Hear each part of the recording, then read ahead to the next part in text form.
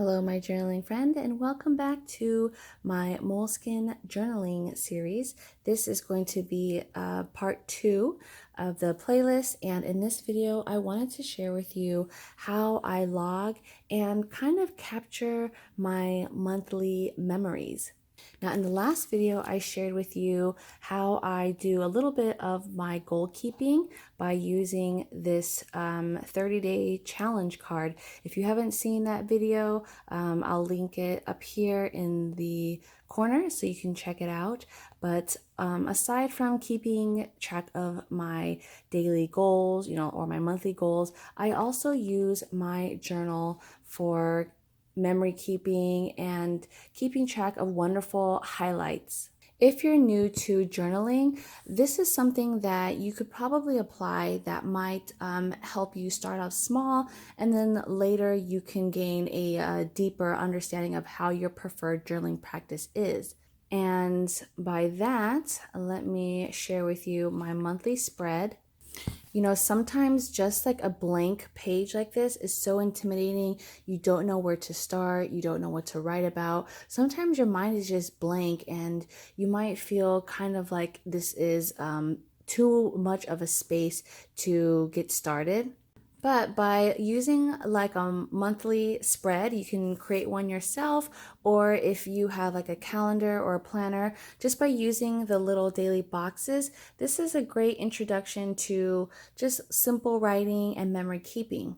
Now, with this month at a glance within my Moleskine journal, this is something that I use to kind of keep track of daily recaps, and it's kind of incorporating a little bit of like gratitude journaling. So not every day, as you'll see, but a lot of highlights that go on throughout the week, I will capture down and write it. So that way, if I don't have like a whole page that I need listed to write down, like a whole summary of what happened. Sometimes just like a little blurb is just all I need to remember. Oh yeah, it was Cindy's birthday, or oh, that was the day I went up to the city, or this was the day that so-and-so had their birthday party. And just by logging that sentence or that little blurb, it kind of triggers like all of those wonderful memories for me.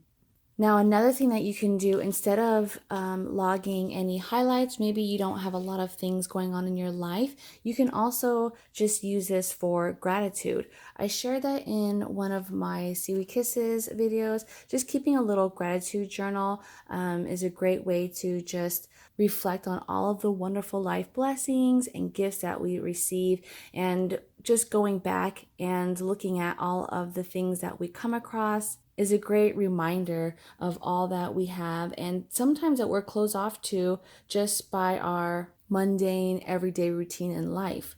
We can grow blind to it. So I'm sharing with you how I use a monthly spread within my journal. This is again the Moleskine expanded blank version. So those monthly layouts did not come with the journal. I made them myself. All I did was I used a ruler and I just numbered the individual boxes, adding the month, and then stamping the days. And then some days I'll just write down and track, what was wonderful about that day, or any fun experiences that I came across, or maybe opportunities that challenged me to grow in some way. I like to do this at the end of the month and just look back at all of the fun events that occurred, and it kind of just gives me a deeper appreciation of everyday life. When we go through the motion, we don't see all of the fun experiences that we go through or the challenges that help us grow to become a better person. But when you do like a monthly recap or like a snapshot, that's when you kind of gain like that motivation of doing better and being better, and you realize how far you've actually come. Now, for you art journalers, maybe you like to paint or do some type of mixed media to kind of express your creativity. If you're not really a writer, maybe just doing like a doodle a day would work, or a painting a day could also be a great way to express how you're feeling or the things that you're going through. A little tip that I use for my Moleskine prep pages, because this journal, the Moleskine pages tend to ghost a little bit, especially depending on what type of ink or pen you use. You can always typically see a little bit of show through from the previous page. So what I did with the monthly spread is I prepared it with this Liquidex paint prep, and I pretty much just used like a cardstock paper, put a little bit of this paint, and then just use it on the surface, let it dry. And it's great for like markers or darker inks because it won't bleed through or goes through the pages. So if you look up close here, if you can hear the texture, you see that paint texture? I used it to test it.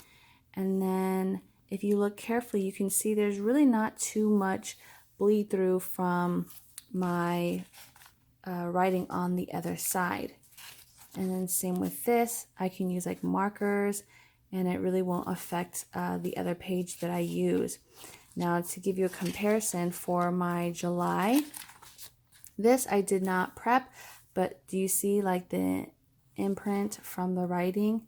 So if that doesn't bother you, then that's fine. But for me, I knew I was going to do a lot of writing and I didn't really care to see that coming through the pages. So that's where I used this paint to surface the to prep the page. So that's a little tip that I use for this journal, especially when I know I'm going to do some heavy inking or painting. Also, maybe another tip that could help you with your journaling practice is just doing a quick log. If you're not really into the whole, box thing and writing out a little blurb of the day, you can also just do like a one-liner. When I first started my Moleskine journal, this is something that I thought I was gonna want to do, but later on you'll see I actually didn't go through with it.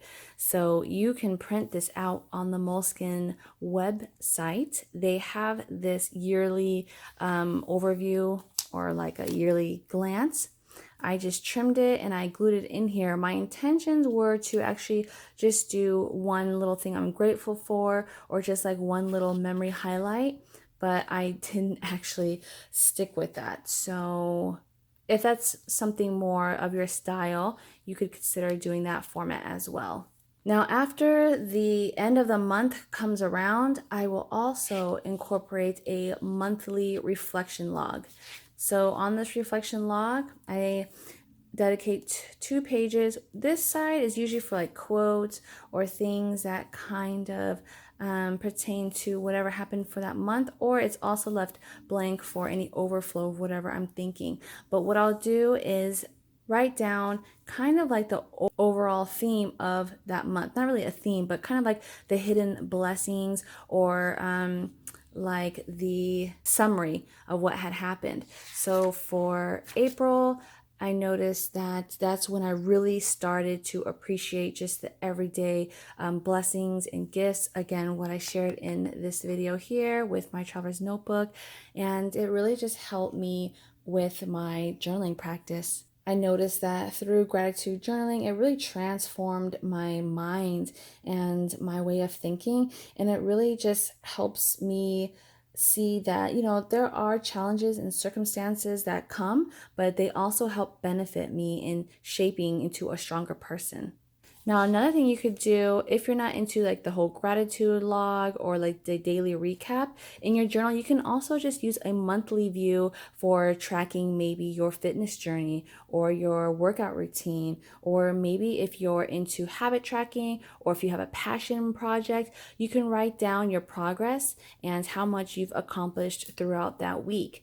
Maybe you're doing a reading challenge, or maybe you want to dedicate more private time for yourself. Just a monthly overview in general is very flexible to whatever your preference is. So that's why I have to have it in not only my planner, but in my journal, because you can use it in so many different ways. Now you'll see for May, I did the same thing with this expanded version. It is blank, so I like the flexibility of, adding whatever you like, setting it up however fits your needs. And for this journaling practice, I knew that after the month at a glance, I wanted to dedicate 2 blank pages to do the monthly recap. And you'll see that's exactly what I did here at the end of May. I always write down kind of like the theme or whatever the main challenge or experience of that month was.